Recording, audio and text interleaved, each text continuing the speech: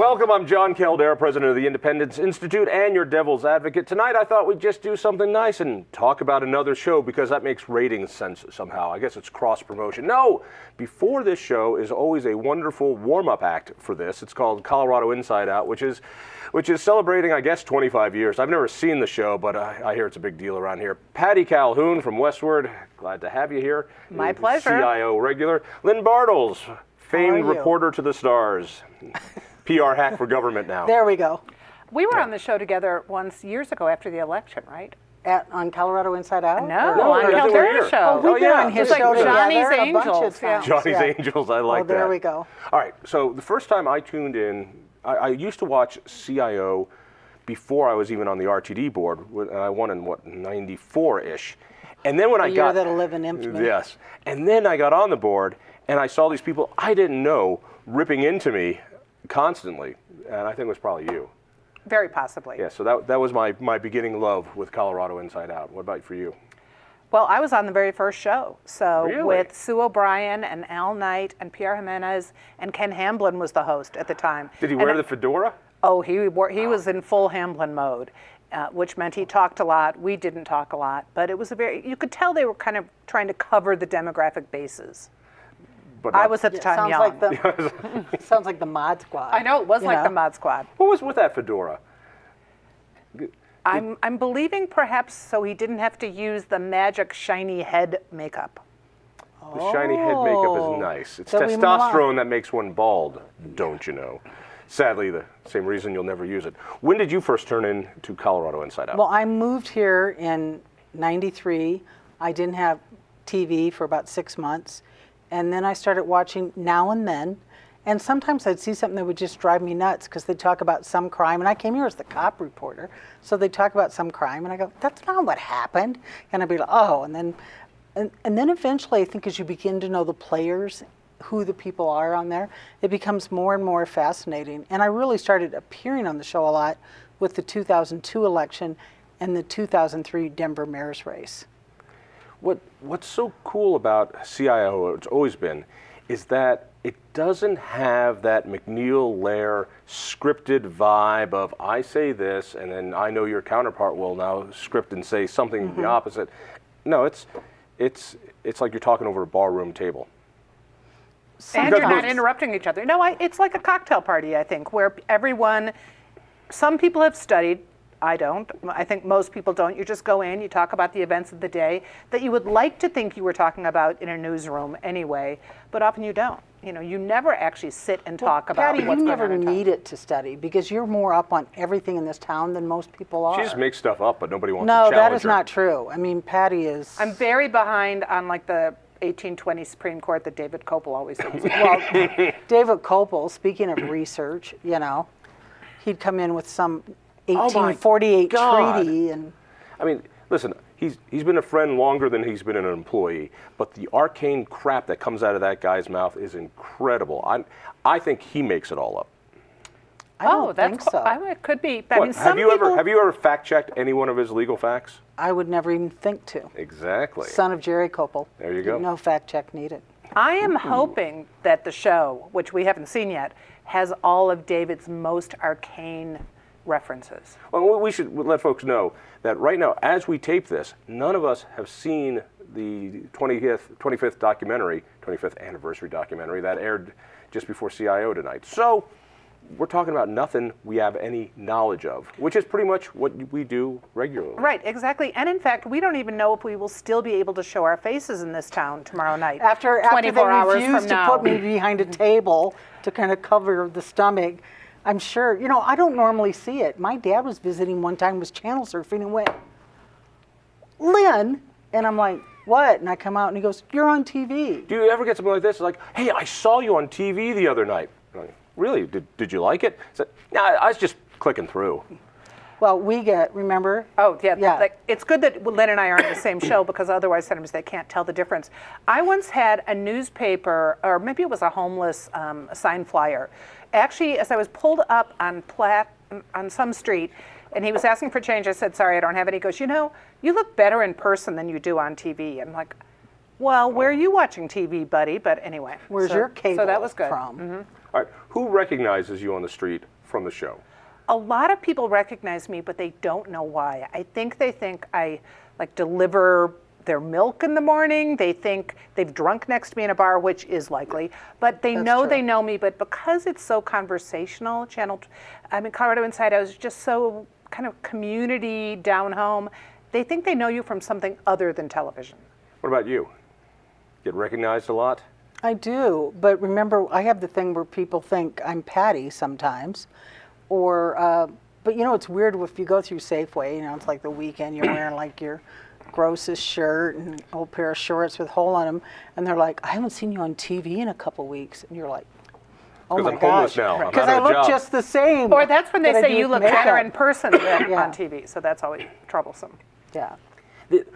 What's cool about the show is it's local. There are so few local things. Now that newspapers are no longer what they once were, and the Westward's going to go out of business, God, I hope soon. Well, as soon as Jeff Sessions gets rid of pot. That's a good point. That's the thing. Oh, it used to be, for example, like if we had a poll coming out at the Rocky Mountain News and you knew that they were going to be on the show here, you would call like Dominic or somebody and say, hey, Dominic, save space for a topic.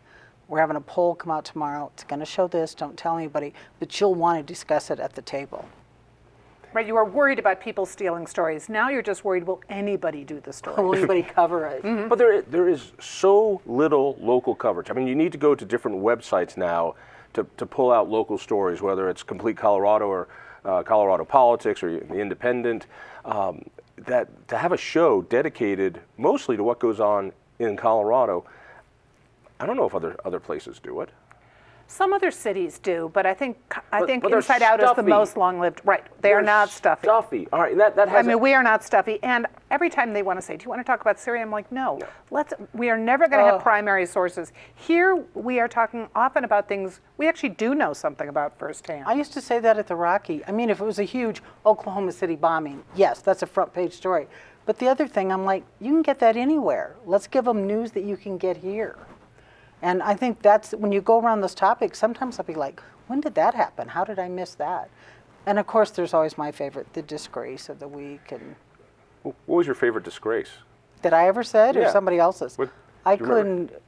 I used to have that steel trap, and it's so rusted is that shut. the disgrace of the week always comes first. Yes. Because nobody cares about saying Say something nice about somebody. Even just the title, disgrace of the week. Mm-hmm. Now it's say nice something. One is a noun and the other is a verb. Now say something nice. It's like when you're a teenager keeps I think I might have complaining. given it to you a couple times. Oh, I the hope nice so. thing or the disgrace? The nice thing. Disgrace. Always the nice well, thing. Well, both, because the yin and the yang. Well, you know. I think our longest running disgrace was definitely, and might remain, Douglas Bruce. And Colorado Inside Out started the year the Tabor Amendment passed, which is so interesting. So 92, Colorado Inside Out starts right as we become the hate state and Tabor Amendment passes. So Douglas Bruce has definitely been a long-running disgrace. I thought you were going to say DIA. Well, and Ward Churchill was a long-running disgrace. Well, actually, all the fun stuff about the funny business on moving the property for DIA, that show was on that, especially Pete Boyle's, because that was one of his pet projects. Oh, the airport's always been his pet project. He'd always have there's $500 chairs at the airport and they're missing. And all the press would go out there and they're like, what are you talking about? But I've said this before. I always thought in some ways, it's sad that I always thought the best part of the show was the part beforehand. And we'd sit and get ready and they'd do the mic check and make sure everybody's telling dirty jokes and giving real opinions, and then they clean it up. Your belt's not open like it was when you walked in today. Just got your attention. That's all I needed. Well, when it's right there and you're going, hi, Lynn. Yes, it's of course. always right there. All right, that's pretty good. That is not as good as the laugh that Danny Newsom when Peter Boyles called us sluts, which might be showing tonight. I'm not sure. It'll be really interesting to see what's on that. Oh, my gosh. Peter was great in that before. Mm-hmm. He'd have all this musical history, and he and Patty would be back and forth. It would, And I actually guessed an answer one time. It was like the highlight of my journalism career. It was like Glenn Campbell was the answer. Right, so now there's two roles here. One is, of course, you're the host. Dominic does that now. Right. Pete did it before. Raj did it as well. And then the panelists. You've done both. I think you're better as a panelist. I think you're more fun as a panelist because you're returning the serves instead of serving them up. Oh, no, it's much more fun now. And I hate reading a teleprompter. You don't do it. I don't know how to do it. Oh, all right. Well, that... But Doesn't know how to read. I don't know how to read. Oh, well, that's easy then. But it's hard to do, read someone else's words. I don't like the teleprompter. And originally, people were irritated when you like riffed on a question and asked them something that wasn't on the script. People would say, oh, that's not the question. That's not what I want to answer. Now, I'd much rather be a panelist. Oh, you know what always drove me nuts is Raj was famous for, here was your script, right? And by the time it would come to you, he would ask the question totally different. And you're sort of like, but that's the answer I knew for this way. You know, it always would freak me out. That's what Pete does on radio. Hey, you want to come in and talk about transportation? Sure. And then he says, so what about ISIS? Oh, please don't do that. Yeah. There's also something else. Channel 12, Colorado Public Television, just has a completely different vibe. It's a little rough around the edges. It's a little bit like the Independence Institute. It's more fun. It's more irreverent. It's more respected. Is it more respected? Colorado Inside Out? Tell me. Then the Independence Institute? Oh, God, yeah. Yeah, no, that's piece of cake. what That's right, not, okay. I'm not even arguing that. But compared to other local PBS stations that are very uptight, that are very formulaic, there's something about Colorado Public Television, Channel 12, KBDI, whatever you want to call it, that they're always trying something new and something local and something a little off kilter. I don't see it in other public broadcasts. Well, like letting you have a show. Exactly. Well, we all qualify as off kilter. The other thing is, I think it seems more accessible to people because there are enough local voices on Channel 12. People just think it's much more their station. It feels like a place you could hang out and be part of the conversation. At first it was really a panel of regulars, and then they expand it too. So I always thought that was kind of interesting. They'd pull in different people during the ledge, you know, and have them talk about what's going on. By the way, that's insider talk for the legislative session. That's how those reporters talk. On the ledge, at the ledge. Off the ledge. On the, no, it's on the ledge. No, I'm just saying many will be going off the ledge. All right, 25 years. Make your prediction for the next 25. Oh, God, I'm terrible at that. Well, then forget it. You're more creative. By far. Well, but we needed more advance notice. Okay, 25 years, we will still be talking about Doug Bruce. That's assuming I'm still on the show, but I'll probably be Grandma Moses. I'll still be on the show, assuming they want me. We'll still be talking about that. What else will we still be talking about? We'll still be talking about pot. Oh, I think we'll be talking about pot for a long time. But then maybe, you know, people talked about when people first got phones, there were newspapers that had reporters dedicated totally to writing about telephones because this new weird modern thing. Let's see, 25 years from now, Teddy Hickenlooper will be running for city council. Interesting. Yeah, what else? Or he might be running the world by then. It's always hard to know. I do think Douglas Bruce will be forever. I mean, he's got this ethics complaint pending and said it was deliberately delayed and all that. I mean, he just never stops. Well, and still de-brucing, Tabor votes are going to be coming up, so it might not be the sexiest topic, but for the next 25 years, we're going to be talking about that. That's why he's had such a profound impact. I mean, he's got this thing that all these cities do is de-Bruce. So this is the part that CIO has that newspapers no longer have, which is some historical perspective. People who have been around long enough to go, no, that's not what happened 25 years ago. How do you know? Because I was there and saw it. That's why we need to do something to stop young people. Just period.